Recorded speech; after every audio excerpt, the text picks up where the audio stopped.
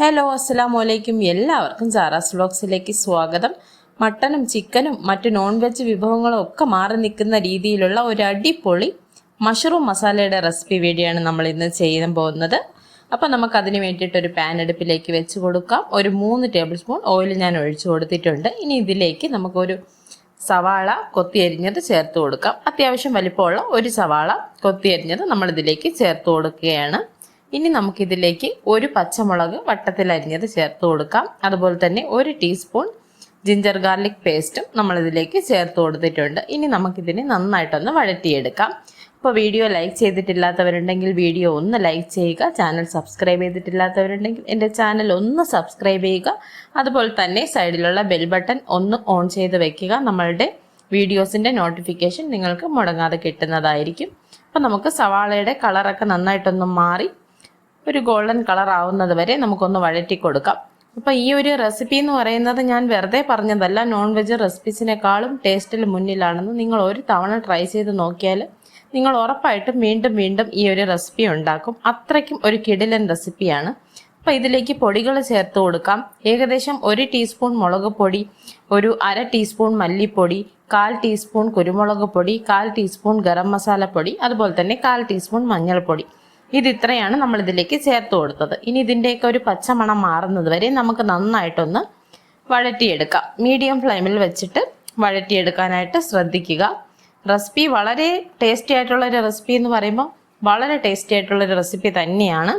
നമുക്കിനി ഇതിലേക്ക് ഒരു ടൊമാറ്റോ നന്നായിട്ട് അരച്ചെടുത്തത്, ഒട്ടും വെള്ളം ചേർക്കാതെ പ്യൂരി ആയിട്ട് എടുത്ത ഒരു ടൊമാറ്റോയുടെ പ്യൂരി നമ്മളിതിലേക്ക് ചേർത്ത് കൊടുത്തിട്ടുണ്ട്. ഒരു ഇടത്തരം വലിപ്പമുള്ള ഒരു തക്കാളിയാണ് എടുത്തിട്ടുള്ളത്. ഇനി ഈ തക്കാളി നന്നായിട്ടൊന്ന് കുക്കായിട്ട് വരുന്നത് വരെ നമുക്കിതിനെ ഒന്ന് നന്നായിട്ട് ഇളക്കി നല്ലതുപോലെ ഒന്ന് കുക്ക് ചെയ്തെടുക്കാം.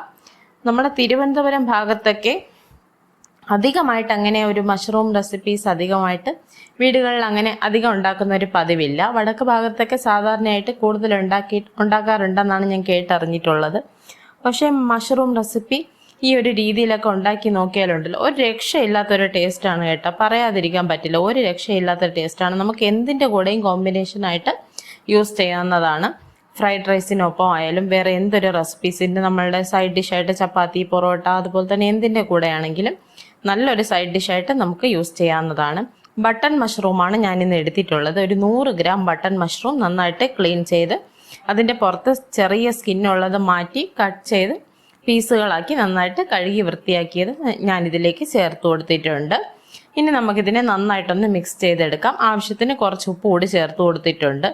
അധികം വെള്ളമൊന്നും നമ്മളിതിലേക്ക് ചേർത്ത് കൊടുക്കണ്ട. എന്നാലും ഒരു ഗ്രേവിക്ക് ഒരു അത്യാവശ്യം കുറുക്കം കിട്ടുന്നതിന് വേണ്ടിയിട്ടുള്ള കുറച്ച് വെള്ളം മാത്രം നമുക്കിതിലേക്ക് ചേർത്ത് കൊടുക്കാം. അപ്പം നമുക്കിതിനെ ഇതുപോലെ ഇളക്കി കൊടുത്തൊരു മീഡിയം ഫ്ലെയിമിൽ വെച്ച് കുറച്ച് വെള്ളം ഒഴിച്ച് ഒന്ന് കുക്ക് ചെയ്തെടുക്കണം. നിങ്ങളോടൊരു റിക്വസ്റ്റ് ഉണ്ട്. നിങ്ങൾക്ക് എൻ്റെ വീഡിയോസ് ഇഷ്ടമാവുന്നുണ്ടെങ്കിൽ എൻ്റെ ചാനലിലൊരു ജോയിൻ ബട്ടൺ കാണാൻ പറ്റും. നിങ്ങൾ ആ ജോയിൻ ബട്ടൺ ഒന്ന് പ്രസ് ചെയ്ത് അതിൻ്റെ ഡീറ്റെയിൽസ് ഉണ്ടാവും. എൻ്റെ ചാനലിലേക്ക് ഒന്ന് ജോയിൻ ചെയ്ത് എന്നെ ഒന്ന് സപ്പോർട്ട് ചെയ്യുക. ചാനലിനെ ഒന്ന് സപ്പോർട്ട് ചെയ്യുക. അതുപോലെ തന്നെ സൂപ്പർ താങ്ക്സിൻ്റെ ഓപ്ഷൻ നിങ്ങൾക്ക് കമൻറ്റ് ചെയ്യുന്ന ഭാഗത്ത് സൈഡിലായിട്ട് കാണാൻ പറ്റും. അതുപോലെ സൂപ്പർ താങ്ക്സ് തന്നും നിങ്ങൾ എൻ്റെ വീഡിയോസിനെ ഒന്ന് സപ്പോർട്ട് ചെയ്യുക, പ്രോത്സാഹിപ്പിക്കുക. റിക്വസ്റ്റാണ് നിങ്ങളോട്. അപ്പോൾ നമ്മളുടെ മഷ്റൂം ഏകദേശം വെന്ത് വന്നിട്ടുണ്ട്. നമ്മൾ ഉരുളക്കിഴങ്ങൊക്കെ വേകാൻ എടുക്കുന്ന ആ ഒരു സമയത്തിൽ തന്നെ നമ്മൾ മഷ്റൂമും വെന്ത് കിട്ടും. ഇനി നമ്മളിതിലേക്ക് 1 കപ്പ് നല്ല കട്ടിയുള്ള തേങ്ങാപ്പാൽ ചേർത്ത് കൊടുക്കുന്നുണ്ട്. നല്ല കട്ടിയുള്ള 1-ാം പാലാണ് ചേർത്ത് കൊടുക്കുന്നത്. ആ 1-ാം പാല് മാത്രമേ നമുക്ക് ആവശ്യമുള്ളൂ. ഒരുപാട് അധികം ഒന്നും വേണ്ട. കറിയുടെ ഗ്രേവി നന്നായിട്ടൊരു കുറുകിയിരിക്കുന്ന ഒരു പരുവത്തിലുള്ളതാണ്. അപ്പോൾ ആ ഒരു കണക്കിന് കൃത്യമായിട്ട് അളവ് കണക്ക് അങ്ങനെയൊന്നുമില്ല.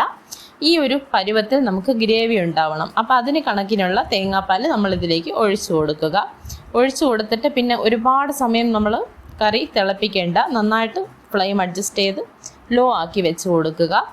ഒന്ന് എണ്ണ തെളിഞ്ഞ് വരുന്ന പാകത്തിലാണ് നമ്മൾ അതിലേക്ക്, പിന്നെ നമ്മളുടെ കറി ഏകദേശം റെഡിയായി വരുമ്പോൾ ആ ഒരു എണ്ണ നന്നായിട്ട് മുകളിലേക്ക് തെളിഞ്ഞ് വരുന്ന ഒരു പരുവമാകുമ്പോൾ നമുക്കതിലേക്ക് കുറച്ച് മല്ലിയില കൂടെ തൂക്കി കൊടുക്കേണ്ടതുണ്ട്. നിങ്ങൾക്കൊരു ടിപ്പ് യൂസ്ഫുൾ ആയിട്ടുള്ള തരുമെന്ന് ഞാൻ പറഞ്ഞിരുന്നു വീഡിയോയുടെ തുടക്കത്തിൽ.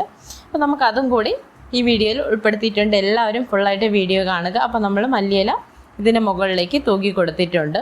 അപ്പോൾ നമ്മളുടെ മഷ്റൂം മസാല നല്ല അടിപൊളി രുചിയിലുള്ള മഷ്റൂം മസാല റെഡി ആയിട്ടുണ്ട്. ഈ തേങ്ങാപ്പാൽ ചേർത്ത് ഈ രീതിയിൽ ഉണ്ടാക്കുന്ന മഷ്റൂം മസാല ഒരു വെറൈറ്റി ടേസ്റ്റിലുള്ള ഒരു ഡിഷാണ്. മസ്റ്റ് ട്രൈ ആണ്. എല്ലാവരും ഒന്ന് ട്രൈ ചെയ്ത് നോക്കുക. ട്രൈ ചെയ്ത് നോക്കിയിട്ട് നിങ്ങളുടെ ഫീഡ്ബാക്ക്സ് ഉറപ്പായിട്ടും എന്നെ അറിയിക്കുക. അപ്പോൾ നമ്മളിതിൻ്റെ സൈഡ് ഡിഷായിട്ട് ഇതിൻ്റെ കൂടെ നമ്മൾ ഒരു സെർവ് ചെയ്യാനായിട്ട് ഇന്ന് എന്താണ് എടുക്കുന്നതെന്നല്ലേ. ഇന്ന് നമ്മൾ ഇൻട്രോയിൽ നിങ്ങൾക്ക് കണ്ടിരുന്നു കുട്ടിപ്പൂരിയാണ് ഞാൻ സെർവ് ചെയ്ത് വെച്ചിരുന്നത്. അപ്പോൾ അതിന് വേണ്ടിയിട്ട് ഞാൻ ഇന്ന് എടുക്കുന്നത് നമ്മൾ റെഡിമെയ്ഡ് ചപ്പാത്തി ഉണ്ടല്ലോ, ഹാഫ് കുക്ക്ഡ് ചപ്പാത്തി പാക്കറ്റിൽ കിട്ടുന്ന, നമ്മളിപ്പോൾ എല്ലാ വീടുകളും സ്ഥിരമായിട്ട് വാങ്ങാറുള്ള ഒരു സാധനമാണ്. അപ്പോൾ ഈ ചപ്പാത്തി ഞാൻ ഇവിടെ എടുത്ത് വെച്ചിട്ടുണ്ട്. ഇനി നമുക്കിതിനെ ഇതുപോലെ കത്രിക വെച്ചിട്ട് നടുക്കുന്നൊന്ന് കട്ട് ചെയ്ത് രണ്ടായിട്ടൊന്ന് മുറിച്ചെടുക്കാം. ഒരുമിച്ച് ഞാൻ വെച്ചിട്ടുണ്ട്. ആ ഒരു പാക്കറ്റിലുണ്ടായിരുന്ന ചപ്പാത്തി അത്രയും അടുക്കി ഒരുമിച്ച് ഇങ്ങനെ വെച്ചിട്ടുണ്ട്. ഒരുമിച്ച് വെച്ചിട്ടാണ് ഞാനിതിനെ കട്ട് ചെയ്യുന്നത്. അതിനുശേഷം വീണ്ടും നമുക്കിതിനെ ഇതുപോലെ ഒന്ന് കട്ട് ചെയ്ത് ത്രികോണം ഷേപ്പിൽ, കോൺ ഷേപ്പിൽ നമുക്കിതിനെ ഒന്ന് കട്ട് ചെയ്തെടുക്കാം. അപ്പോൾ ഒരു ഭാഗം നമ്മൾ കട്ട് ചെയ്തെടുത്തു. ഇനി അതുപോലെ തന്നെ അതിൻ്റെ ബാക്കി പകുതി മുറിച്ച് വെച്ചിരിക്കുന്ന ഭാഗവും കൂടെ നമുക്കിതുപോലെ മുറിച്ചെടുക്കാം. അപ്പോൾ നമ്മൾ ഇന്ന് ചെയ്യാൻ പോകുന്നത് ഈ ചപ്പാത്തി കൊണ്ടുള്ള പൂരിയാണ്. ഈ ചപ്പാത്തി നിങ്ങളെല്ലാവരും വീട്ടിൽ ഉണ്ടാക്കാറുള്ളതാണ്. സാധാരണ ഇപ്പോൾ എല്ലാവരും വീട്ടിൽ എളുപ്പത്തിന് വേണ്ടിയിട്ട് ഇതുപോലെ പാക്കറ്റുകൾ കിട്ടുന്ന ഹാഫ് കുക്ക്ഡ് ചപ്പാത്തി വാങ്ങി ഉപയോഗിക്കാറുള്ളതാണ്. ഇതാ കണ്ടോ, നല്ല നൈസായിട്ട് നമ്മളപ്പോൾ നമ്മുടെ പൂരിക്കുള്ള സംഭവം റെഡിയായി. ഇനി നന്നായിട്ട് എണ്ണ തിളയ്ക്കുമ്പോൾ എണ്ണയുടെ ചൂട് പ്രത്യേകം ശ്രദ്ധിക്കുക.